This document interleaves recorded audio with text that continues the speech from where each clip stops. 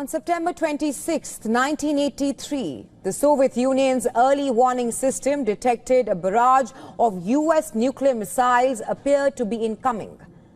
Protocol dictated a swift and devastating counterattack. But one man, duty officer Stanislav Petrov, chose to wait. He disobeyed the orders, trusted his instinct and not the machine. And his judgment stopped what could have been an all-out nuclear war and most likely the end of the world. Now fast forward to today. In China, researchers at the China Institute of Atomic Energy have manufactured an AI system that claims to verify nuclear warheads with pinpoint accuracy. According to a peer-reviewed study, this technology uses deep learning to distinguish actual warheads from decoys without revealing the weapon's internal design. The Chinese scientists say it could redefine arms control verification and support their position in global disarmament talks. While this AI model claims to eliminate deception, it introduces a new kind of risk: technological overconfidence. But before we get there, what's this AI system all about? The AI system relies on a multiple-stage procedure combining cryptography and nuclear physics. During this procedure, researchers generate millions of virtual nuclear components, with some containing weapons-grade uranium and others with lead-enriched materials. The deep learning network, it puts forth high accuracy in distinguishing real warheads from the fake ones. The study also revealed that it could reduce the odds of deception to almost zero. The AI system's linchpin lies in its ability to verify chain reaction capability without exposing the warhead's design details. But here's the catch. The AI system did all these calculations based entirely on machine interpretation. And what if it's wrong? What if there are glitches? The researchers themselves conceded that the AI system also suffers from multiple drawbacks, pointing out that excessive dependence on electronic systems, it further creates vulnerabilities. So what if, like in 1983, the system detects a nuclear attack, but this time there's no human to question it? Because sometimes survival can depend not just on technology, but purely on human intelligence. U.S. President Donald Trump has accused China of violating the initial trade agreement reached earlier this month, shaking global investor confidence and sparking fresh concerns about the stability of U.S.-China economic ties. In a fiery post on Truth Social, Trump has declared, and I quote him here, "China, perhaps not surprisingly to some, has totally violated its agreement with U.S. So much for being Mr. Nice Guy." So the claim comes just 2 weeks after both nations agreed to a 90-day pause on mutual tariffs, offering temporary relief to markets. That agreement was hailed as a breakthrough in easing escalating trade tensions that had resulted in steep tariffs on hundreds of billions of dollars in imports. However, as of now, the White House alleges that China has failed to uphold its end of the agreement, reigniting fears of a renewed trade war. While no specific violations were detailed, officials say that the U.S. fulfilled its commitment and that China's compliance has slowed majorly since the truce has been announced. Markets responded swiftly, with U.S. futures going down, signaling investor unease over the possibility of renewed tariff hikes or worsening trade ties. Experts say the latest development could impact everything from consumer prices to supply chains, especially if tariff talks collapse. Talks between the two nations appear to have stalled, with officials suggesting further progress may direct talks between both the countries. Shifting focus to China now. Today, it has issued a fresh warning to the United States. On Friday, Beijing condemned U.S. arms sales to Taiwan, warning that such actions could inflame tensions across the Taiwan Strait. This comes amid reports that Washington plans to ramp up its weapons support for Taipei to levels higher than those seen during Trump's first term. On Friday, a spokesperson for the Chinese Foreign Ministry warned Washington to stop arming Taiwan immediately. At a daily news briefing in Beijing, spokesperson Lin Jian said such arms deals create new factors for tension in the Taiwan Strait. China firmly opposes the U.S. selling weapons to the Taiwan region of China and urges the U.S. to abide by the One China principle and the 3 Sino-U.S. communiques, especially the August 17th communique, to stop selling weapons to Taiwan and stop creating tensions in the Taiwan Strait. China is determined to defend its national sovereignty and territorial integrity. The sharp response follows reports that the U.S. plans to increase weapons sales to Taipei to levels exceeding $18.3 billion during President Trump's first term. According to Reuters, the arms sales are aimed at deterring China as it intensifies military pressure on the self-ruled island. If these sales do ramp up, they could ease concerns over Trump's future commitment to Taiwan, but also add new friction to an already tense U.S.-China ties. According to unnamed U.S. officials cited by Reuters, U.S. arms sales to Taiwan over the next 4 years could surpass those during Trump's previous term. Taiwan's presidential office says Taipei is committed to strengthening its self-defense and increasing military deterrence while continuing close cooperation with the United States. Taiwan's defense ministry is yet to comment on the reports of the new arms sales, but what we do know is that Taipei aims to raise its defense spending to 3% of GDP this year, and that's through a special defense budget. But Taiwan's parliament, controlled by opposition parties, passed budget cuts earlier this year that threatened to hit defense spending. According to Reuters, the U.S. is also pressing members of Taiwan's opposition parties to not oppose the government's efforts, and that is to increase defense spending. The U.S. is Taiwan's most important global backer as well as arms supplier, even though there are no formal diplomatic ties between the two countries.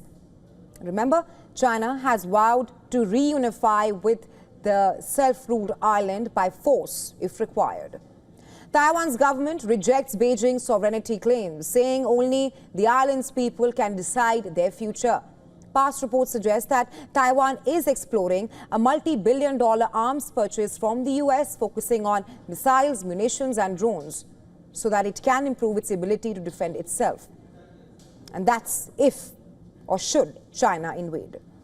For years, China has been ramping up military pressure on Taiwan to assert its sovereignty claim. The island is home to important chip manufacturing that is critical to the global economy, and ramping up military activity around Taiwan is not the only thing China is doing. It has also issued threats. Just yesterday, China's defense ministry slammed Washington, and I'm quoting here, continuously expanding its military buildup, this time in outer space.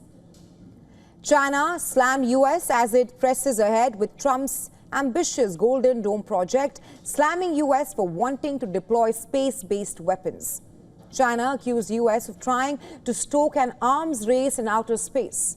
Beijing warned that U.S. actions could open a Pandora's box with rising tensions over Taiwan and new accusations about militarizing space. The friction between Washington and Beijing seems to only be escalating on multiple fronts. Will it end in a military conflict around Taiwan? Well, that's the question we ask tonight. Well, there could be a new point of rift between China and U.S. American far-right activist Laura Luma has called for the deportation of Chinese President Xi Jinping's daughter from United States soil. Luma, who is a supporter of U.S. President Donald Trump, has demanded the deportation. Taking to Twitter, she stated, and I'm quoting here, "Sources tell me PLA guards from the CCP provide her with private security on U.S. soil in Massachusetts," unquote. Now, this demand comes one day after U.S. Secretary of State Marco Rubio announced that the United States will begin aggressively revoking visas of Chinese students. The U.S. State Department declared that America will not tolerate Chinese exploitation of universities or theft of research. Take a listen. The United States, I further can say here, will not tolerate the CCP's exploitation of U.S. universities or theft of U.S. research, intellectual property, or technologies to grow its military power, conduct intelligence collection, or repress voices of opposition. The Trump administration is focused on protecting our nation and our citizens by upholding our national security and public safety through our visa process, obviously very openly and transparently applied by Secretary Marco Rubio. Xi Jinping's daughter, Xi Mingze, has maintained an increasingly private existence, with most details of her life shrouded in secrecy. The Chinese president's daughter studied at Harvard University in 2010 under a pseudonym. She graduated in 2014 with a Bachelor of Arts in Psychology and reportedly returned to Beijing. But some reports suggest she returned to Harvard for graduate studies in 2019. It would be interesting to hear now from White House what they have to say on Luma's demand. Luma is a prominent Trump supporter. In 2020, she ran for Congress in Florida's 21st district as a Republican contestant. Despite winning the Republican primary, Luma lost the election.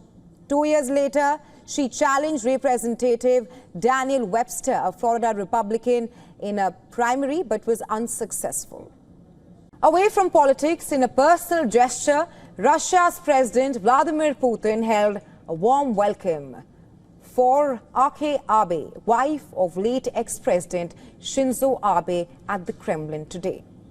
Putin walked in with a large bouquet of pink roses for Shinzo Abe's widow.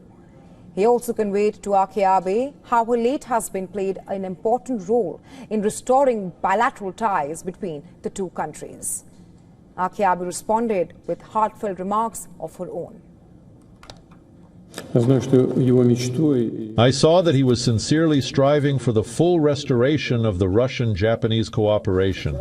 He was doing a lot for that. We are very grateful to him for his position. We have always respected his work in this area, and we remember his contribution to the development of Russian-Japanese cooperation. Today, as the main goal of my conversation, I would like to express to you my sincere gratitude for the fact that you have so actively developed a dialogue with my husband and strive to develop relations between our countries. I can say that my husband, even after the beginning of such a difficult situation related to Ukraine, was eager to meet you and had such hope. Putin's gesture did not stop with flowers and kind words about the late former Prime Minister of Japan. After the meeting, the Russian president offered Abe his personal limousine for a ride to the iconic Bolshoi Theatre. Take a look.